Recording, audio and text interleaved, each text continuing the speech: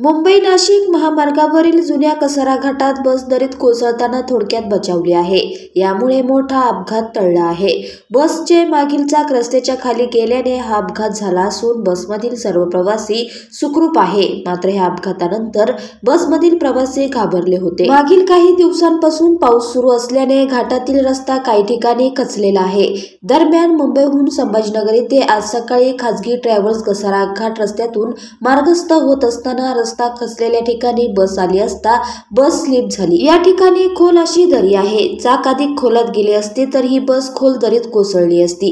नशीब चांगले म्हणून बस दरीत कोसळताना वाचली आहे। यामुळे बसमधील प्रवासी देखील सुखरूप आहे। दरम्यान महामार्गावरील कसारा घाटातील आंबा पॉइंट जवळ रस्ता खचला आहे। गेल्या 2 वर्षांपासून या खचलेल्या रस्त्याचे काम सुरू आहे। मात्र अद्याप देखील ह्या कसारा घाटातील खचलेल्या रस्त्याचे काम पूर्ण झालेले नाही। हे काम सुरू असलेल्या ठिकाणी बस आली असता मागील चाक खचले। बस क्रेनच्या साहाय्याने बाहेर काढण्याचे काम सुरू आहे। मात्र या बेजबाबदार ठेकेदारावर गुन्हा दाखल करण्यात यावा अशी मागणी केली जात आहे।